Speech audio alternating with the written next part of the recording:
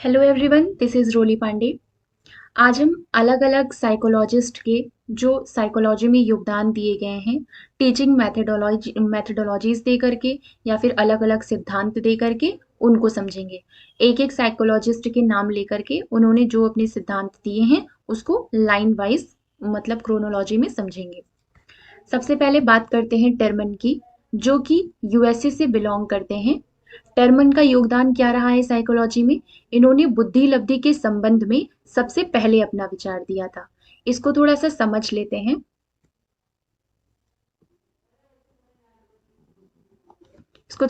लेते हैं। सबसे पहले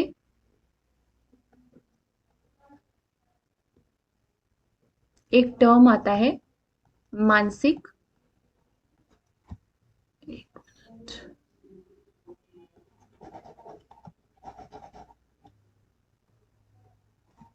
एक टर्म आता है इसमें बुद्धि लब्धि में मानसिक परीक्षण। ये टर्म किसने दिया था? ये दिया था कैटल ने। उसके बाद एक वर्ड आता है मानसिक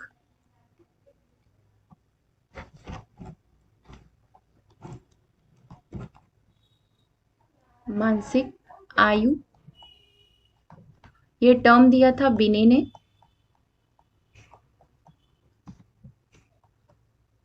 कब दिया था? 1908 में दिया था। उसके बाद है बुद्धि लब्धि।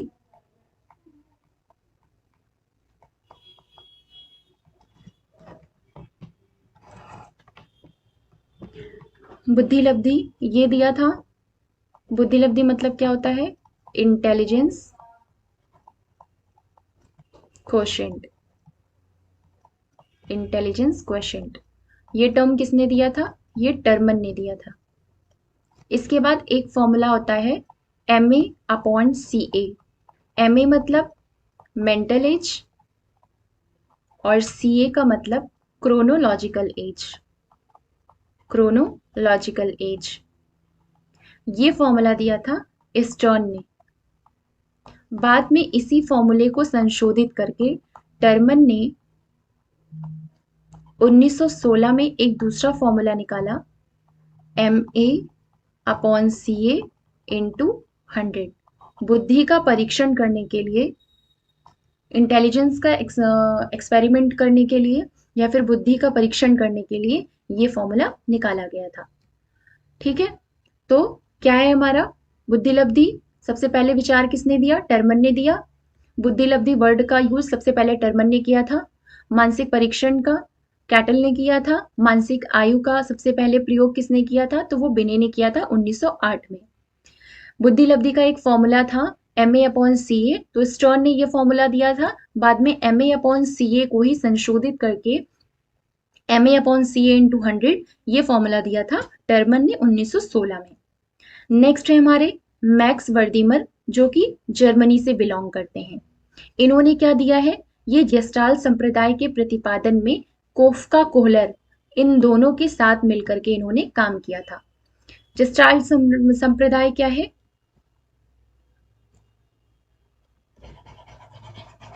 जेस्टाल संप्रदाय एक स्कूल ऑफ फिलॉसफी है। जेस्टाल संप्रदाय जिसमें कि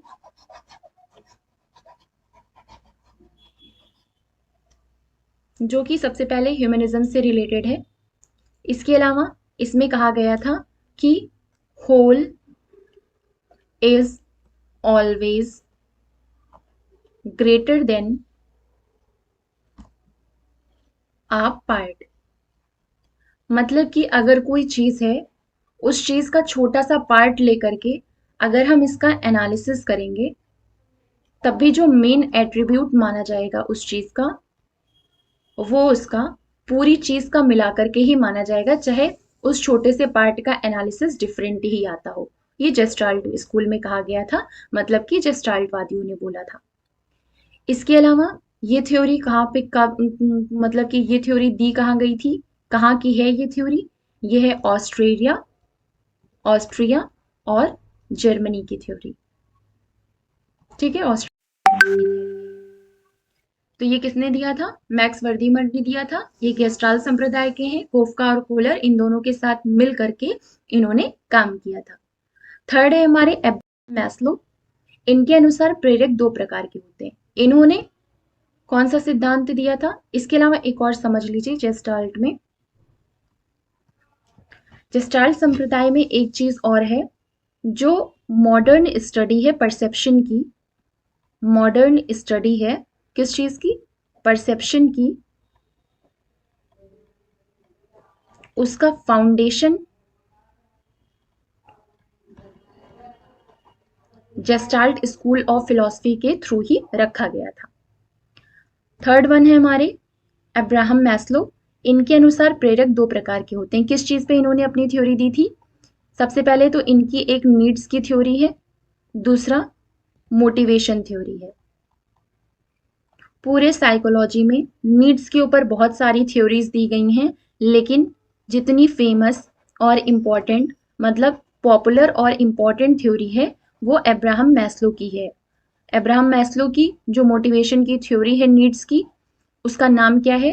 Abraham Maslow's hierarchy needs theory. ठीक है, क्या नाम है? Abraham Maslow's hierarchy of needs theory. ठीक है, इसके अलावा मोटिवेशन की थ्योरी दी थी इन्होंने। मोटिवेशन में इन्होंने कहा था कि दो प्रकार के मोटिवेशन होते हैं। पहला होता है हमारा जन्मजात, इसको और क्या क्या बोलते हैं? इसको पॉजिटिव मोटिवेशन भी बोलते हैं। इसके अलावा इंटरनल मोटिवेशन भी बोलते हैं इसको। दूसरा है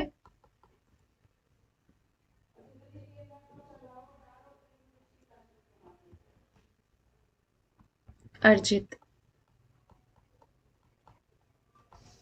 अर्जित अभिप्रेरणा, इसको नेगेटिव मोटिवेशन भी बोलते हैं। इसके अलावा बाह्य मतलब एक्सटर्नल मोटिवेशन भी बोला जाता है। ये किस में आती है? ये जन्मजात प्रेरक में क्या क्या आता है? भूख, प्यास, निद्रा, काम, ये सारी चीजें जन्मजात प्रेरक में आती हैं, जो जन्म से ही मिलती हैं। मतलब इसके लिए बाहर से किसी चीज को एक्सप्लेन या फिर मोटिवेट नहीं करना पड़ता है। भूख अपने आप लगती है, प्यास अपने आप लगती है, नींद अपने आप आती है। तो ये जन्मजात प्रेरक है। अर्जित प्रेरक क्या होते हैं? जो हमको बाहर से सीखना पड़ता है, मतलब कि किसी और के द्वारा मोटिवेशन लेना पड़ता है। ये चीजें बाहर से आती हैं। जन्म के बाद धीरे धीरे ये मोटिवेशन डेवलप होता है। इसमें क्या क्या आता है? व्यक्तिगत रुचि आती है, जो हमारी अपना पर्सनल इंटरेस्ट है वो बाहर से ही आता है। आदत की विवशता, ये बाहर से ही आती है, क्योंकि आदत को बदल सकते हैं। जैसे जैसे बाहर से मोटिवेशन मिलता है वैसे आदतों को बदला जा सकता है। तो आदत की विवशता भी बाहर का मोटिवेशन हो गया, या फिर नेगेटिव मोटिवेशन हो गया। सामूहिकता की भावना, जीवन का लक्ष्य, ये सारी चीजें किस में आती हैं? हमारी अर्जित प्रेरक में आती हैं। शॉर्ट में समझ लेते हैं। टर्मन जो कि यूएसए से बिलोंग करते हैं, इन्होंने बुद्धि लब्धि का विचार सबसे पहले दिया था। इन्होंने बुद्धि लब्धि का सूत्र दिया। क्या था सूत्र? मानसिक आयु अपॉन वास्तविक आयु इंटू 100, मतलब कि mental as upon chronological age into 100। ये है मैक्स वर्दीमर, जो कि जर्मनी से बिलोंग करते हैं। ये जेस्टाल्ट संप्रदाय के हैं, जिन्होंने कोफका और कोहलर के साथ मिलकर के काम किया था। ये ह्यूमनिस्ट थ्योरी में आती है, जो जेस्टाल्ट वाली थ्योरी है। जो मॉडर्न स्टडी है परसेप्शन का, इसका जो फाउंडेशन है वो जेस्टाल्ट संप्रदाय में ही रखा गया था। इसके अलावा जो इसकी मेन चीज होती है कि जो होल का एट्रीब्यूट होता है उसी को माना जाता है, भले ही पार्ट का एनालिसिस करके अलग से उसको चेक किया गया हो, अलग से उसका एनालिसिस किया गया हो। मोटिवेशन की बहुत सारी थ्योरीज हैं, इसमें से एक थॉमसन ने भी दी है। इनके भी अकॉर्डिंग दो तरीके के मोटिवेशन होते हैं। पहला मोटिवेशन होता है नेचुरल और दूसरा होता है आर्टिफिशियल। आर्टिफिशियल, तो ये दोनों तरीके के मोटिवेशन ये थॉमसन ने दिए थे। दो तरह के ही मोटिवेशन मैस्लो ने भी दिए थे। कौन कौन सा? जन्मजात प्रेरक और अर्जित प्रेरक। जन्मजात प्रेरक को पॉजिटिव भी कहा जाता है, पॉजिटिव मोटिवेशन भी कहा जाता है, या फिर इंटरनल मोटिवेशन भी कहा जाता है। और अर्जित प्रेरक क्या है? इसको नेगेटिव मोटिवेशन या फिर एक्सटर्नल मोटिवेशन भी कहा जाता है। मिलते हैं नेक्स्ट वीडियो में। Thank you.